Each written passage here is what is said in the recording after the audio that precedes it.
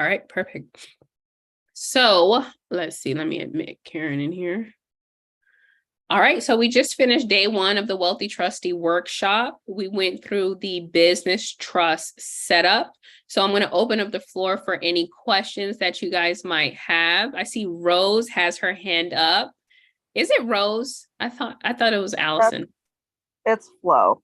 It's Flo. Flo, I'm sorry. Okay. That's my Aboriginal name is Rose. So Oh, that's beautiful. All right, Flo. How are you? I'm well. Yeah, this is just great. I did have a question. So under Section 13 and beneficial interest, and just looking to at like this overall trust, considering that the beneficiary or the TCU holders and those with beneficial interest for this particular trust will be another trust. What would be your reasoning for keeping in some like quite a bit of this language in terms of, like quite a bit of the language in Section 13, restrictions and responsibilities. Like the age restrictions, because it's an entity, you don't have to keep it if you don't want to. Okay. Yeah, so we have to put both because it's not guaranteed if someone is going to have an entity as their beneficiary. So Okay. if you decide to have an entity as your beneficiary, then you have to customize it and remove what's not applicable. Okay. And so if you yourself were going to have the sole beneficiary be another trust or trusts, would you yourself remove that specific language, or would you leave it like just in case that other trust were to be dissolved? I would leave it just in case, because 50 years into the future, who's to say that they don't add a natural person as a second beneficiary? Okay, great point. Thank you. You're welcome, Flo. Thank you for asking that good question. So I'm going to take a look in the chat. I don't know what's been going on in the chat while I was teaching, but whoever else has questions, please go ahead and ask your questions. One question is, will we have access to the recording? Absolutely, yes. So the recording is going to be uploaded onto YouTube, but it's going to be private. And so you're going to get the YouTube link to the recording. So absolutely, yes. And my assistant Aya, she's going to send that out to you guys as soon as she can. And let's see here. So yeah, Jay was asking about the documents and they put the attachments in there. Perfect. Thank you, Aya. So do I have any other questions? I know that we went through a lot. So that was an overview of the business trust. And we went ahead and we set up our business trust. So we put our names, so we listed our grantors, we appointed ourselves as our trustee. And then we put, how long we wanted to operate the trust for, how many board members, how many meetings do we want to have annually. So I understand that it was a lot. So anything that you want me to clarify. So one question is, the grantor and the trustee cannot be related, right? They can be related. So the grantor can be an entity or a natural person, and so can the trustee and the beneficiary, but they can be related.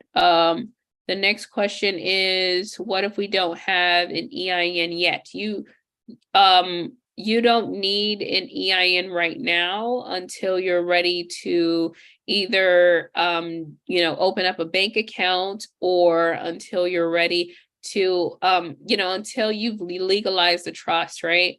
So if the trust is not notarized yet, then you don't need a bank account. But once it's notarized, if you want to start operating it and you want to either open up a bank account, it's going to be easier for you to open up a bank account with an EIN number.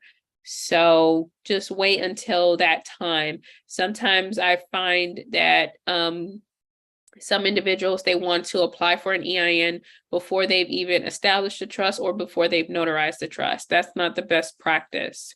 So establish and legalize it and then apply for your EIN after it's already legalized. So next question is, should you name your trust the same name as your LLC, or would it have to be different? So you can name it the same as your LLC, and then you can have a separate EIN number, and then you can use the you can actually replace your LLC if you wanted to with your trust, and dissolve your trust, or you can operate both of them simultaneously, and they can have the same name. The only thing is that it's going to get tricky, but you know, the IRS is also very selective with the names too. So if the name is already taken, then they might not issue you a second EIN unless you clearly define that it's a different type of entity, meaning that I'm using this name for an LLC and this name for a trust. So, but you can do that. Does the holding company need to be established first, and then you establish the LLC as corporate C corp? Yes. So you want to create the owner of the asset before you create the asset. So if you are going to establish an LLC or an S corp or C corp, when you establish that, they're going to ask you who the owner is. And if you haven't established a holding company yet, then you're going to have to put your personal name on there, which is not what you want to do. So go ahead and establish the business trust as your holding company, and then you go ahead and create your LLC through the Secretary of State. Next question is, I have a business. Do I use the EIN or create a new one specifically for the trust? Every single entity needs its own EIN. So if you have two different LLCs, you need two different EINs. So your trust needs its own EIN, even though you have a business and you have an EIN for that specific business. Okay, that's a good question. Next is, can you get things notarized in different states from where the trust lives? Absolutely, yes. So one example that I will give you is, let's just say that you are establishing the trust in Florida, right? But the grantor lives in New York. Then you're going to go ahead and send over the signature pages of the trust to the grantor, and they're going to get it notarized, their signature in New York. And then let's just say that you're on vacation in Tennessee, right? Then they send it over to you in Tennessee and you get it notarized in Tennessee. But the domicile or the actual address or residency of the trust is Florida, but you've gotten it notarized, you know, in Tennessee and New York. So absolutely, yes. That was a great question, Nancy. Thank you. Do I have any other questions? It is 9:05. I do want to be respectful of your time. I have a quick question. So, Yes. How are you? I'm fine. How are you? I'm doing good, Miss Lisa, right? Yeah, Louisa? Okay, yeah. perfect. So grateful for you and this webinar. I appreciate it so much. My question is, if we have a foreign EIN number, and I happened to get mine before I actually drew up my trust. If we had a foreign EIN number, would anything be different? So do you use it like personally? Are you using your EIN number now? No, What do you have? A 98 number, right? A foreign entity 98? yes. Okay. No, I haven't actually officially used it because I wasn't sure what route I was going. But yes, I do have a 498 number.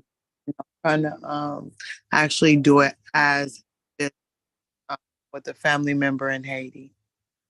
You were breaking up towards the end. You said something about a family member. Yeah, so I was using my 98 number for a business as far as like bringing goods bringing goods here from Haiti to here as far as herbs and stuff. Okay, all right. So, so you just use it for business purposes, or do you use it personally? Like, do you use it like in combination with your personal name? No, no, I don't. Okay. All right. So, your current 98 number is for whatever entity that you've attached it to. So you've attached it to an entity, correct? No, I did not. I didn't Okay, touch. so then you just is it just associated with you personally? Yes, yes, it is. Me and my family. Okay. All right. So what you can do is you can use that in order to apply for the EINs for your trust. But that 98 number is only going to be attached to whatever you applied for it, however you applied for it is going to only be attached to that. So if you applied, as as an individual or an entity, so you would need a separate 98 number for your trust or a separate EIN for your trust. Okay, so you can't use that in association with your trust. You can only use it to apply for what you need to get the 9-digit number you need to get for the trust. Okay, thank you so much. You're welcome. All right, I got some questions in there. Let's see, it says, does a family and ministry trust need to be set up separately in order to be listed in the business trust?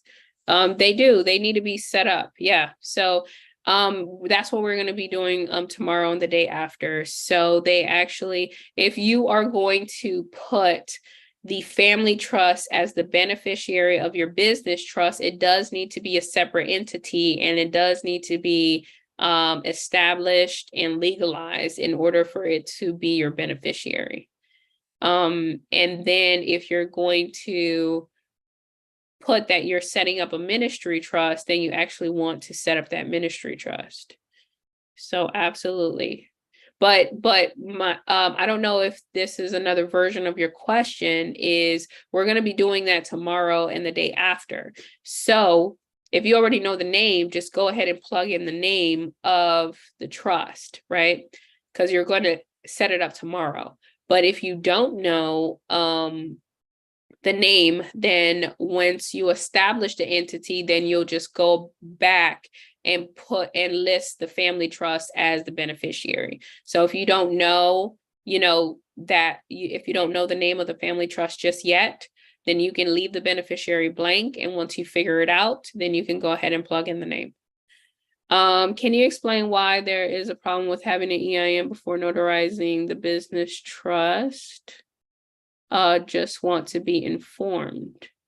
Absolutely. Well, the number one reason is because in the EIN application, it specifically asks you to apply for legal entities, right? So it's one of the it's one of the notifications on there. So you have to actually do an EIN application for a business that exists. So that's why you want to wait until you actually legalize it.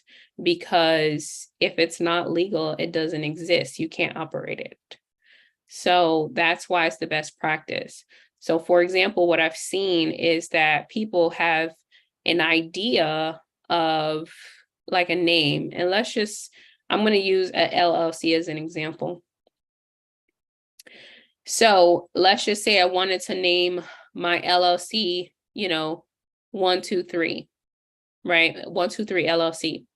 And then I go ahead to the IRS and I go and apply for an EIN under me for the state of Florida under 123 LLC, and they give it to me. And then I go to the Secretary of State to actually apply for the apply for the LLC, because I didn't get the LLC yet. I just went for the EIN first. So now I go to the Secretary of State and I go to do my articles of organization, and I'm unable to submit the application because there's a name that already exists, right? Or because of, it could be, you know, a number of reasons, but one of the reasons is if there's an entity that already exists with that name, they won't give you the articles, right? So you've already gotten an EIN for an entity that you can't operate with that name because somebody else is operating with it. So that's why you actually want to establish the entity first.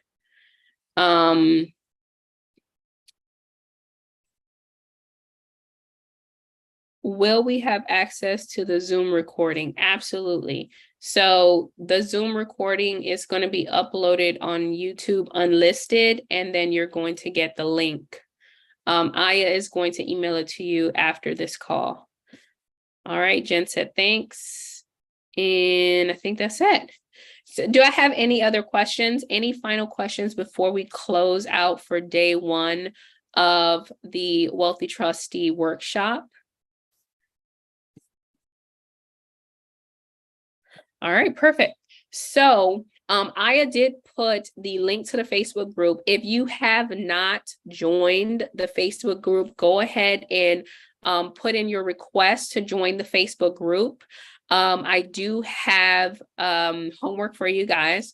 So the first thing is, once you've joined the Facebook group, please introduce yourself inside of the group, because our group is growing, right? Our Facebook community is growing, and you know, it's all individuals like us that are trustees, that are operating trust, setting up trust. And so we want to get to know you. So go ahead and introduce yourself in the Facebook group, and then yeah, and then we will see you tomorrow. So tomorrow we're going to be going over the family trust. So you will receive an email from Aya with all the resources that you need. It is going to be a separate Zoom link, so it is going to be in the body of the email. And I will see you here tomorrow at 7 p.m. so that we can get started with setting up our family trust. So everybody have an amazing evening. Thank you for joining the workshop tonight, and I'll see you tomorrow.